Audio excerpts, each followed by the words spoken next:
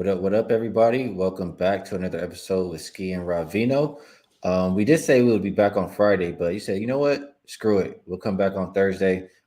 Seeing things a little bit clearer right now. See if we can help everybody find some money. Um, Rob, I had a pretty good day yesterday. I gained 5.8 units. I've won 10 out of my last 12 days. So I'll try to keep that going here today. How was everything for you yesterday? One more time, Ski. College was really nice. Both best bets came home. We talked one out here on the show. The Minnesota-Nebraska game got over with relative ease. Nebraska now 8-0 to the over last 8 games. NBA was a split again. What was the troublemaker was the one I talked about here on the show. Boston team total over 120.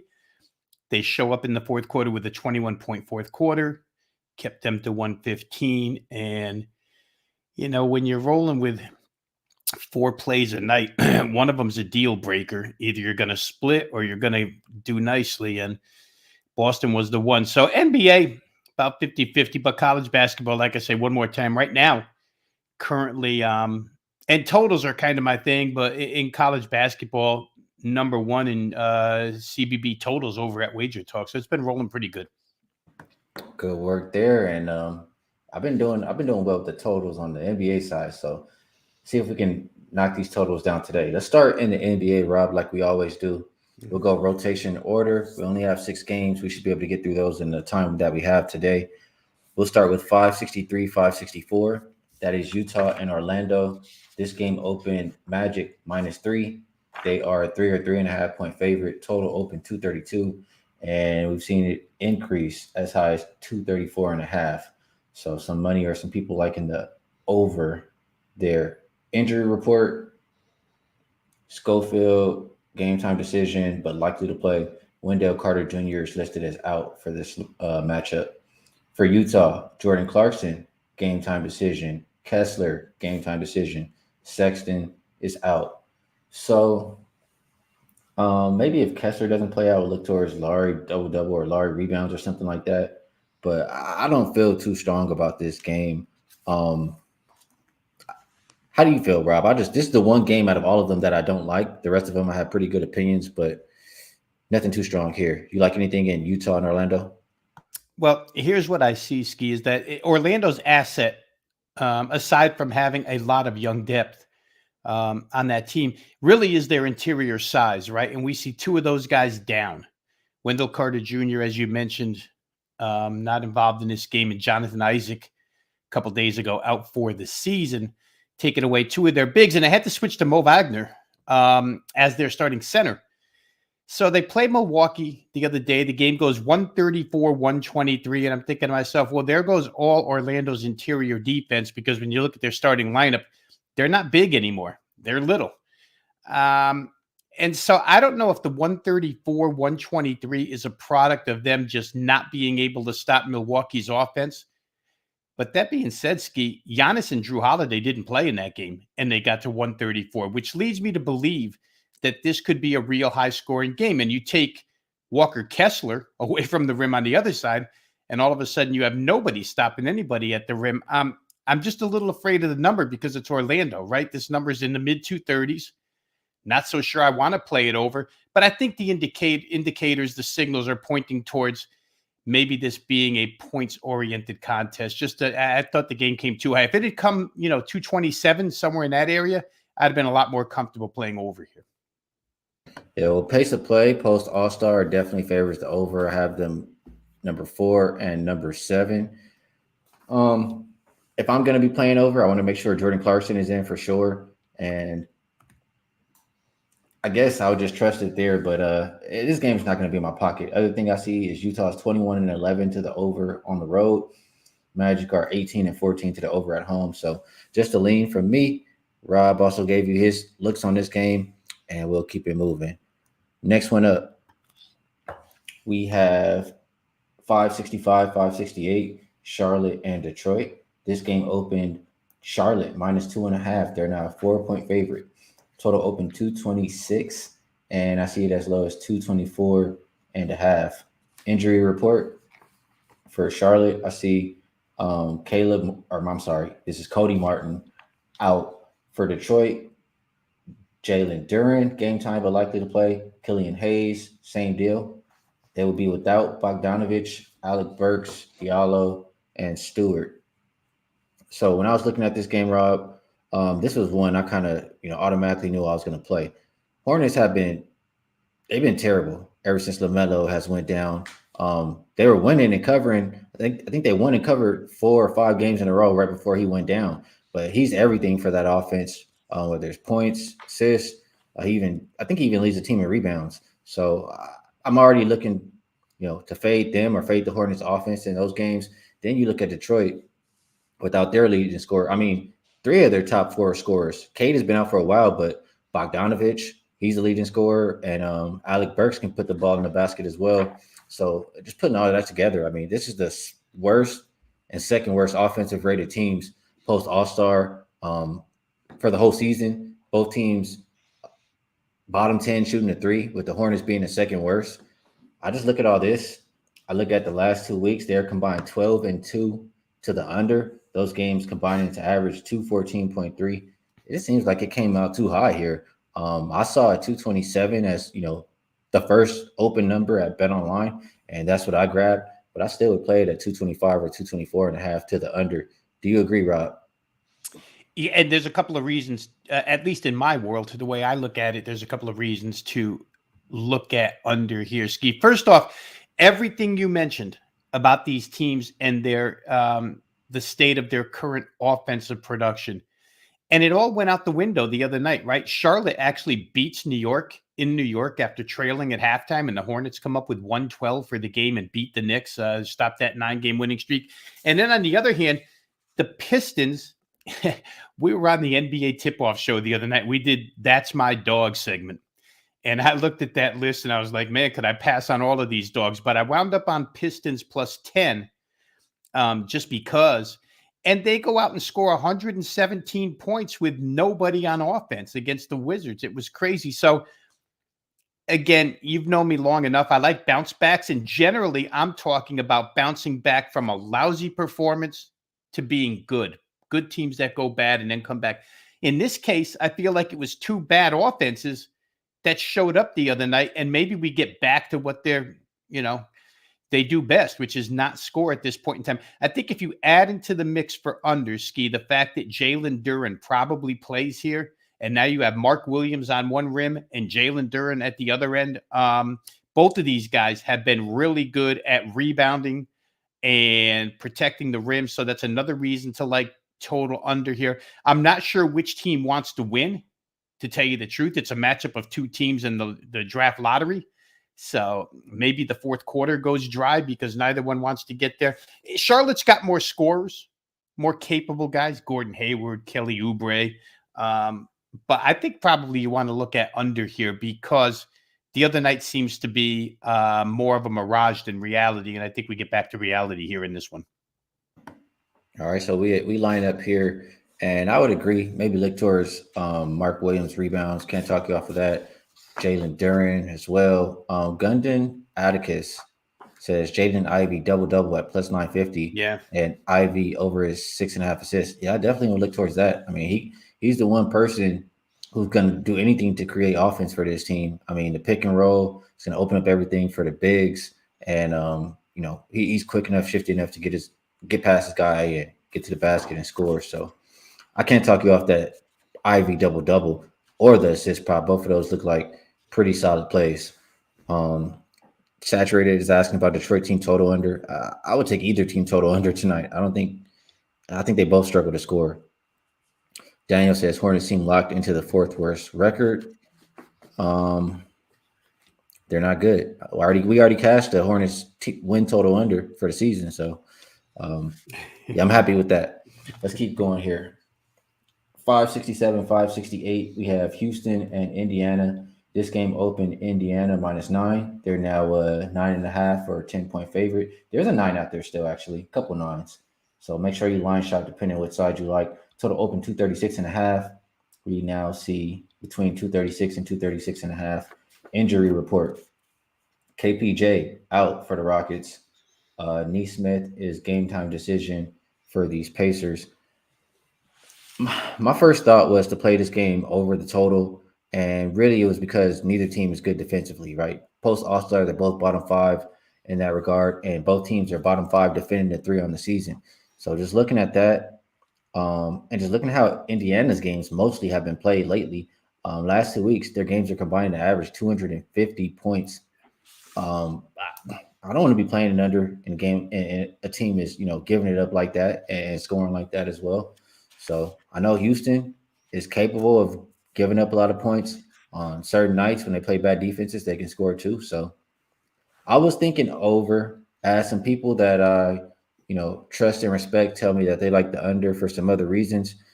I think I would also probably look towards a Shingun double double, bottom 10 rebounding team in Indiana. And I just feel like he can take advantage. And without KPJ, he probably has to score a little bit more too. So didn't see the price, but I would lean towards Shingun double double or the over in this game. Haven't gotten to the window with either. Have you gotten to the window with anything, or how do you feel about this game, Rob? Well, I'm with you. My immediate reaction was over in this game, and a lot of it had to do with Indiana the other night 290 with the Sixers. They've had a 280 with the Celtics in there. I know you mentioned their overall point production game totals wise over the last 2 weeks. It's high. And they're going to score. It's what they do. And Houston threw in a bad offensive performance the other night against the Nets. But I think where the Nets are concerned, we can say that they have some really good defenders on that team. And Houston generally does stick in a clunker, so to speak, offensively. I feel like against this defense, they bounce back a little bit and get their points. Your backcourt is back in order. Green and Porter Jr. The rest, like I say, Şengün is consistent every single night. So I don't know. You could play under and hold your breath, or you could play over and, maybe hold your breath too. But if I'm not playing over, Ski, I'm sitting out here. One look, as always, is to fade the Pacers in the first quarter because they've been the worst at it. Houston's not a great team either.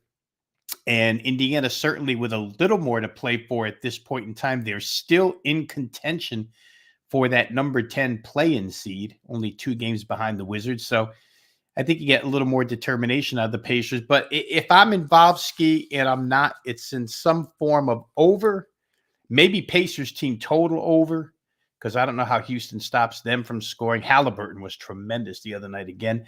And maybe take a shot with Houston first quarter, just because Indiana's actually off a win in a first quarter. I think they covered the last game. So, law of averages says they probably don't cover this one. All right, fair enough. 3 questions in the chat. Rich Not Famous, and I'm only get to 2 of them. I'm not going to read all 3. Rich Not Famous says Hallie or Buddy for threes. I would say Buddy, just because I feel like he takes more. I feel like he makes more. And I didn't look specifically into it, but I want to say he averages like 4-point-something 3-pointers for his bottom 10 3-point teams, just off of a previous handicap that I've done in the past. And Munaf, he's agreeing that Hield over 3.5 threes is the best bet in this one. Then the next question that we'll get to will be, how does the Şengün and Turner matchup go? I mean, I think he'll still be able to rebound. And I'm not quite sure what you're asking. Are you asking if Turner's going to stop Şengün? I don't think so. I think he'll still be able to produce and get his stat line. When was the last time Pacers covered 10? Yeah, I would say, they're probably this big of a favorite for a reason. When the Rockets lose, they lose by margin. And here's Munaf with some stats for why he likes Buddy. He says he's averaging 11 attempts per game against the Rockets in his last 13 career games. So as well as he shoots it, if he has 11 attempts, he should be able to make 4. I agree with that logic there. 1 + 1 = 2, right, Rob? Well, we like when we can narrow it down to just sheer logic, School Ski. Unfortunately, these games sometimes don't adhere to the logic that we apply. But yeah, it makes total sense. I'm going to go back just a minute, Ski, to the whoever it was in the chat. And generally, I'm not looking at the chat, but I did just pull it up now, and it reminded me that somebody asked about Charlotte, or said Charlotte seems to be locked in to the number to the 4th lottery spot with their 21 wins. And when you look at the standings, that's absolutely correct. There's space between them and above. there's space between them and below. So maybe Charlotte gives more of an effort because they feel like they can't move up or down either way. Again, that's just to backtrack to answer what was asked here in the chat. All right. And I would agree. Casey says, to answer the other question, how's the Sengun and Turner matchup go? She says, Silas is going to stop Sengun. Well, there you go. Yeah, there you go. That's the answer. Next came up 569, 570. Brooklyn Nets heading into Milwaukee to take on the Bucks. Opened as a 13-point favorite for Milwaukee, down to about 9 or 9.5 now. Total open 228, and we've seen an increase all the way up to 231 as 231.5, highest number I see on the board. Injury report. Let's see what's going on here. Why are we seeing such a move? For the Nets, they will be without Claxton, Dinwiddie, Cam Johnson, Royce O'Neal, Ben Simmons. For Milwaukee, Giannis popping up on the injury report, but he's likely to play. Same can be said for Drew Holiday here. Jay Crowder, same deal. They will be without Dragic and Wesley Matthews. So what I was thinking about here is you're already missing a good amount of scoring from this Nets team, right? With Dinwiddie out, Cam Johnson out, even Claxton. I feel like those are maybe 3 of the top 4 scorers. Let me just double check here. I feel like I have a note on that. Yeah, I think they're 3 of the top 4 scorers over there. So I'm looking at that, and they're going up against a Milwaukee team. They're already a bottom 5 offensive rated team post All-Star, going up against a number 5 defensive rated team in Milwaukee post All-Star. The last 5 times these teams have played, they've all went under. And that was with, much better offensive weapons, in my opinion. I'll look at the Nets. They do have a game tomorrow. So road teams on the front end of a back-to-back in conference games, they are 11-1 to the under when the total is greater than 228, and the previous meeting this in the current season went under.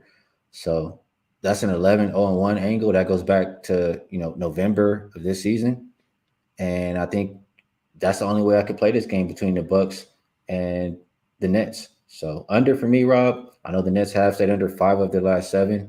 Do you think this one is another low-scoring game?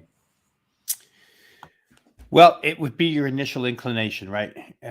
Take under. I think the reason why this thing is getting jacked up a little bit, totals wise, was people thought. And here we go with Giannis and Ernest saying that Giannis is out.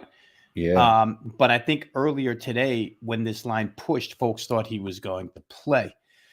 Without him, and he didn't play the other night.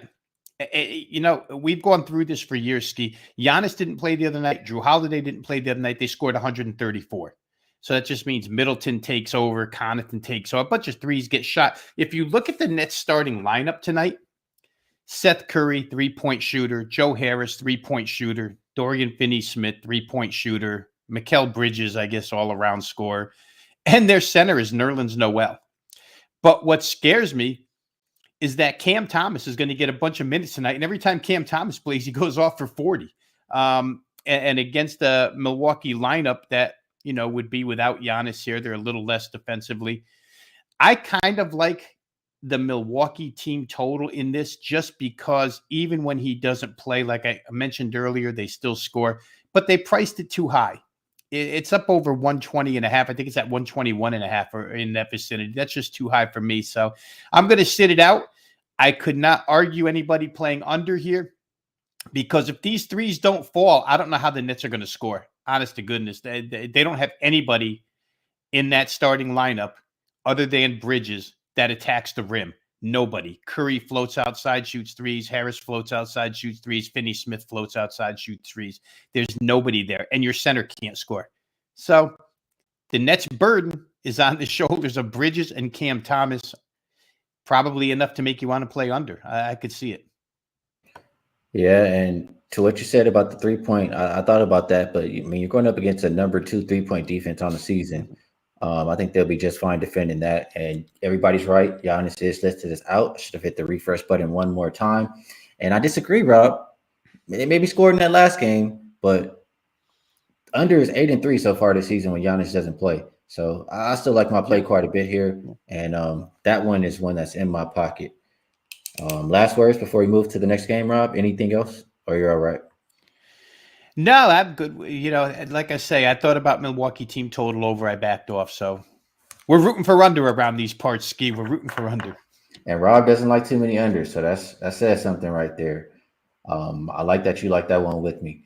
Next game up, 571, 572, Golden State and Memphis. Game opened.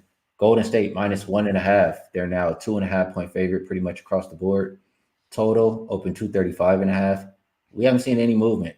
We have, as far as the wager talk odds screen is concerned, 88% of the tickets on the over, 76% of the money. We've seen no movement on the total.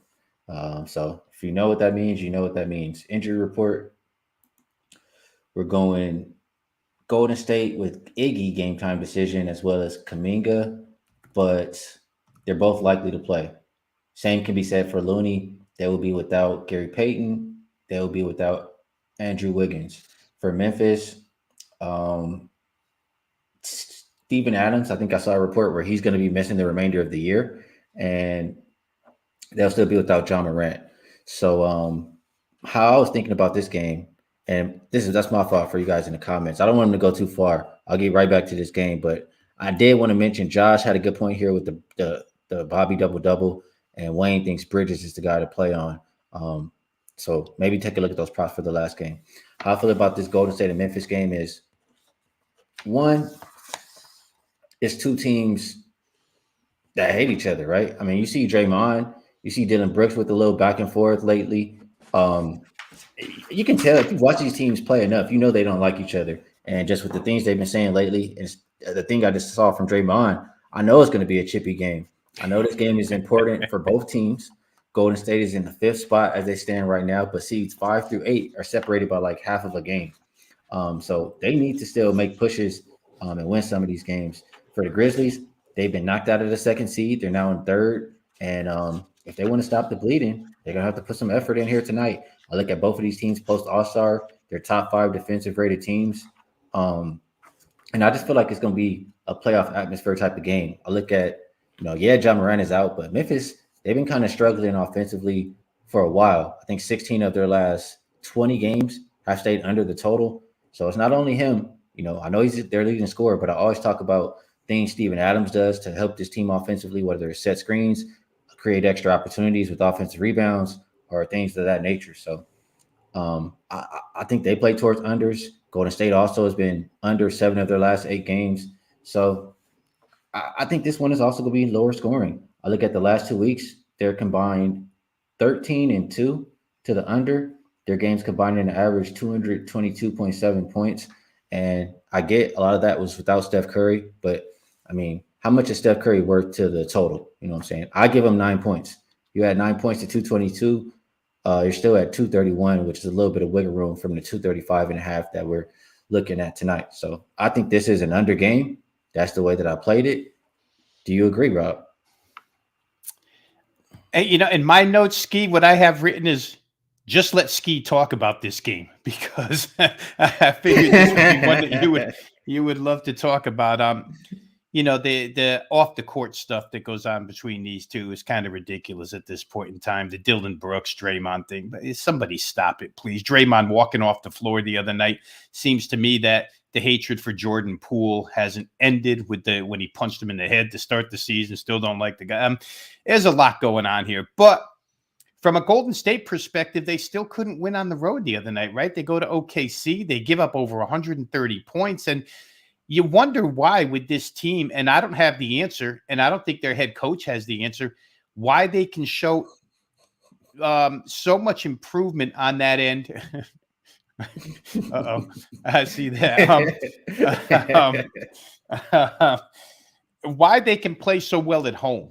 And it looked at home that they were playing a little better defense. And then go on the road, and I get Looney was hurt a little bit. OKC doesn't have a center. If they had a real center, maybe it's a little bit different. But I don't trust them defensively. What I do trust in this game and what I played, and again, I'll go back to part of my theory here for bounce backs. I like Desmond Bane's point total over, Ski, 23.5. He had a lousy night against the Lakers the other night. He's 0 for 5 from 3, 3 for 14 from the floor.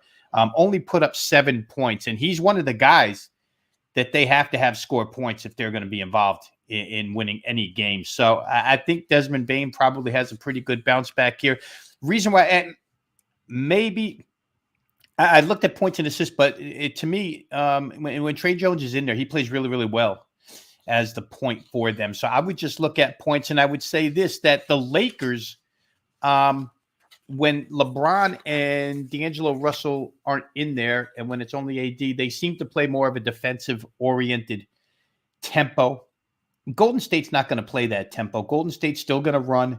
We're still going to get plenty of chances with Desmond Bane to hoist up shots. What was 14 the other night might be 17, 18 here. So I'm going to look for improvement from a really good shooter. We've seen him go off before. I'm going to say over 23.5 points for Desmond Bane. All right, I can't talk you off of that. I mean, if he's not doing, a good amount of scoring, what's these guys are mad. In the chat room. Wow.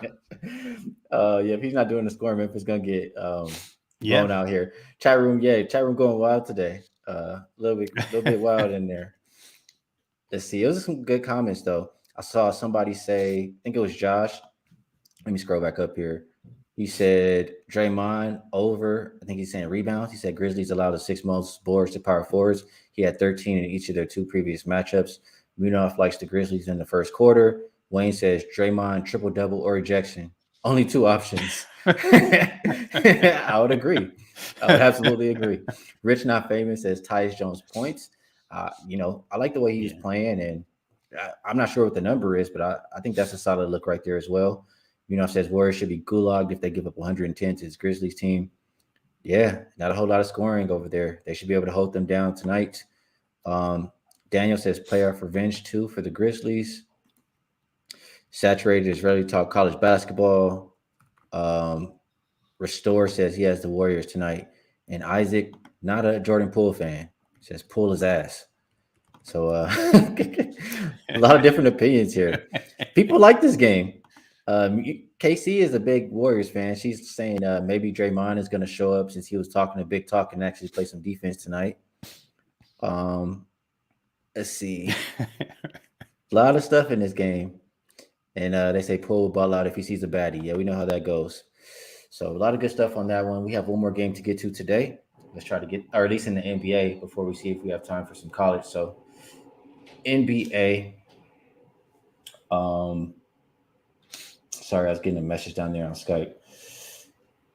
Let's see. 573, 574. New York and Sacramento. This game opened Kings -3.5. They're now 2.5 or 2-point favorite. Total open 235 and it's up to 239.5. Even 240s popping up there. Injury report for New York. Brunson, game time decision. We'll see if he's going to make it out there today. For Sacramento, they have a clean bill of health. This one is a pretty simple handicap to me, and I have not played it yet, but this is how I feel.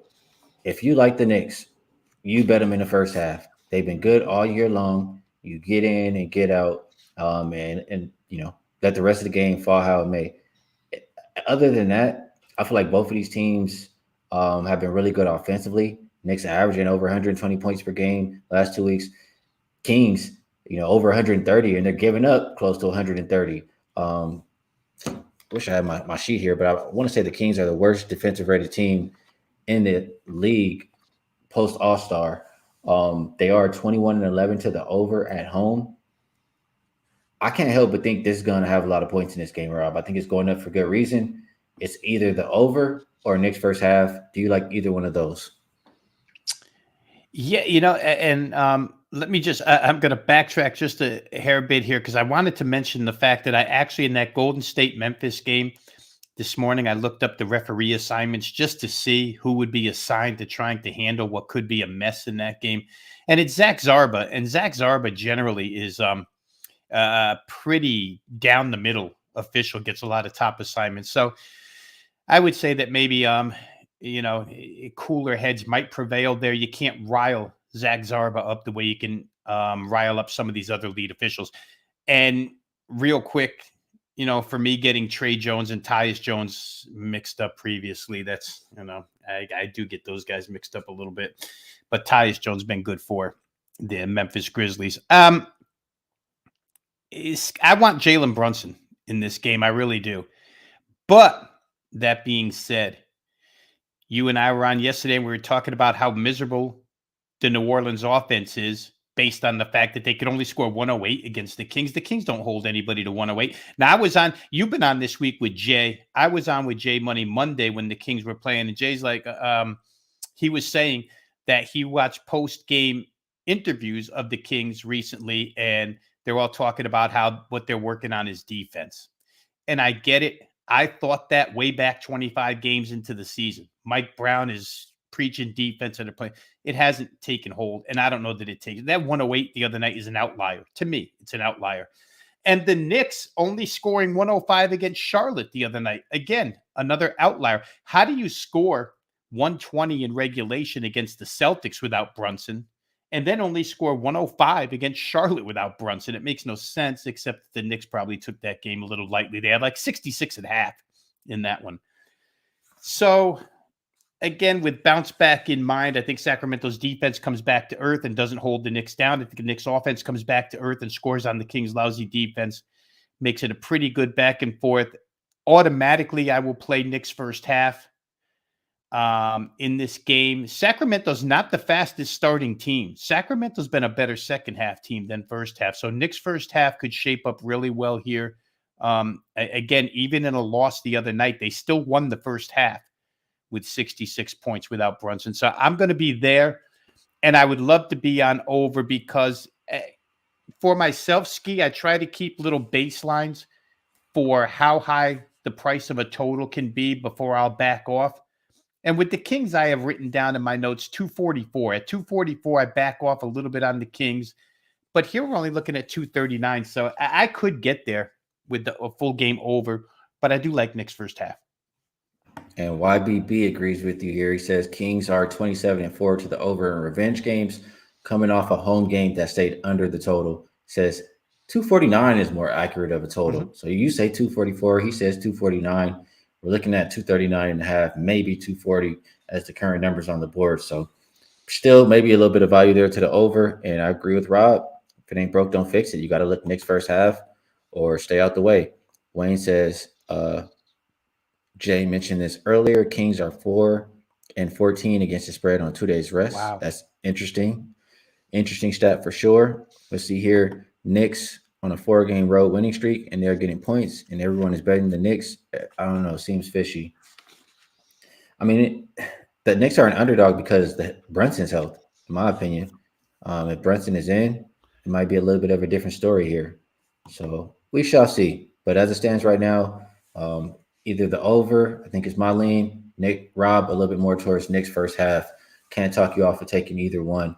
Like the stat that YBB dropped in the chat. So that's NBA. Did a pretty good job getting through the 6 games. I know college is, everybody's looking at college. I'm going to have to start digging into it a little bit more soon. There's some games today, Rob. Was there any that caught your attention or any you just want to mention to the people? Boy, if the chat has anything, one or two, let me know. Otherwise, I will go to something that I played this afternoon, Ski. I just thought that the Mountain West game between Nevada, the Wolfpack, and San Jose State was priced too low. I think the total there was 130 at the time that I bet it. San Jose State has had a complete resurrection under Tim Miles, ex-head coach of Nebraska, and now out there at San Jose State doing great things with San Jose State. They've got a bunch of 3-point shooters.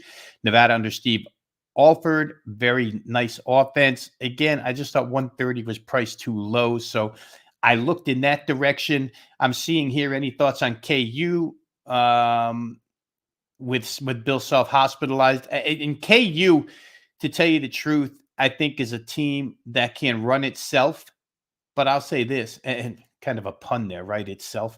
But I would say that they just played West Virginia.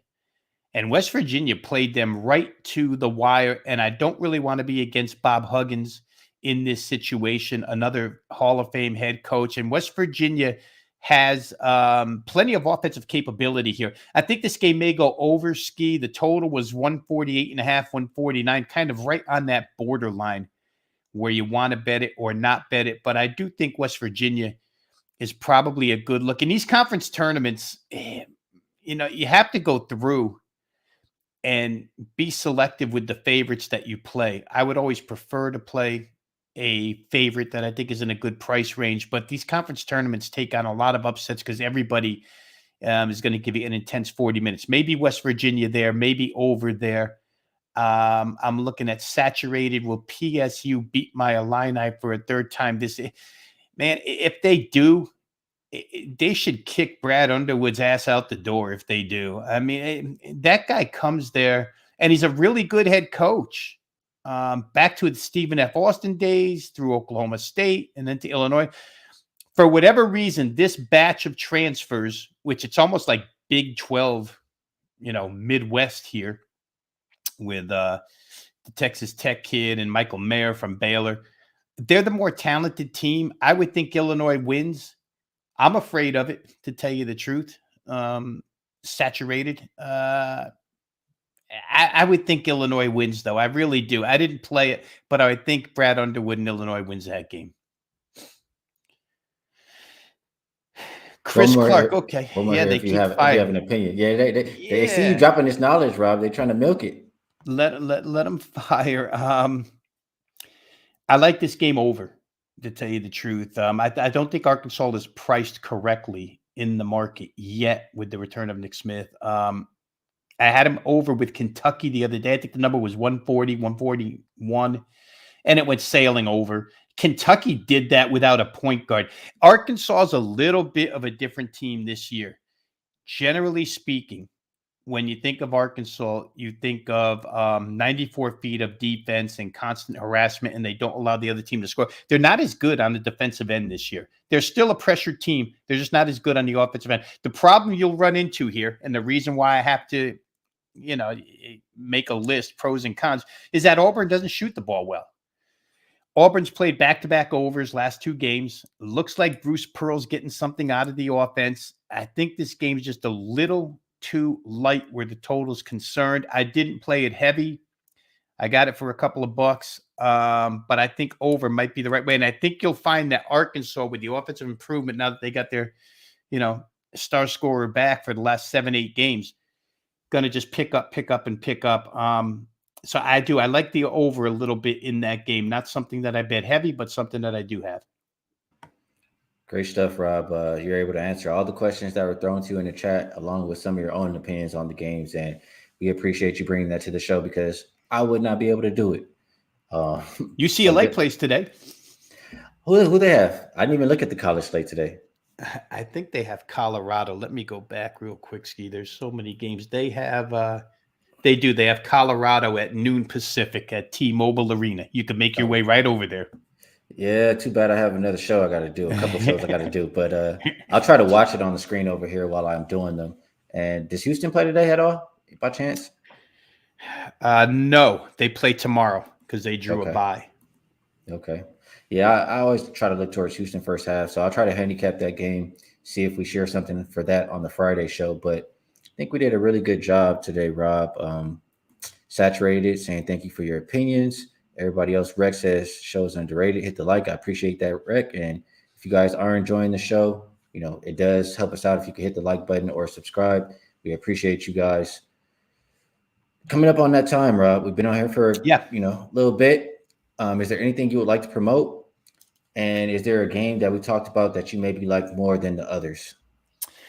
Let's go quick just to the promotion real fast, Ski. We'll, again, be repetitive here. Wagertalk.com. Go over to the website. If you're not currently a member, go ahead and drop your email address. You'll get access to all the video content and written material featuring analysis on games provided by all the handicappers over there, Ski and myself included. We do various shows over there each and every day of the week. So once again, if you're looking for just sheer analysis and you're trying to make up your own mind, and listening to people and maybe stuff you haven't heard, that's kind of what we're in this, business for is to help and maybe throw something out there that you didn't know before you started the day handicapping, go over to wagertalk.com, drop your email address. You'll be in good shape there. If you're interested in selection packages, I do have games up and available right now. More to come this afternoon with this huge card. I think my nighttime card will be posted in about an hour, hour and a half. You can get those plays over at wagertalk.com on my homepage. They're running a March Madness special over there currently, so you can get in on that as well. As far as what we talked about today, Ski, let's go back to the NBA. And I'm going to go back to what we talked about at the beginning. I know you like this play. I like this play. Charlotte, Detroit under. I think what happened to each of them in their last game is, again, a little bit of an outlier. Charlotte 112 and beating the Knicks. I don't think that's who they really are at this point in time. Detroit scoring 117 without all those guys. And what sold me on it was Jalen Duren back to protect the rim for Detroit. So Mark Williams on one end, Jalen Duren on the other end. I don't think buckets will be that easy. I'll try under 225, Charlotte, Detroit. All right, I'm on that play as well. That play is in my pocket. And I'll give you guys another best bet for the show. These unders have been treating us pretty well. And I think we're going to get a chippy, feisty, however you want to call it, very defensive game tonight. People might get thrown out, as we mentioned earlier, but I think it'll be lower scoring, and that's going to be Golden State and Memphis under the 235.5 as the best number we see right now. We appreciate all you guys for tuning in for the show. You guys, the show is not the same without you. We appreciate you guys sharing the looks and just coming in to support. Rob, I also appreciate you taking the time to come and drop all the knowledge. I know you have a busy schedule and you don't have to do these shows, so appreciate you as well. And we will be back tomorrow to do the same thing again, try to help everybody cash some tickets. So good luck on all of your action today, and we will see you again tomorrow.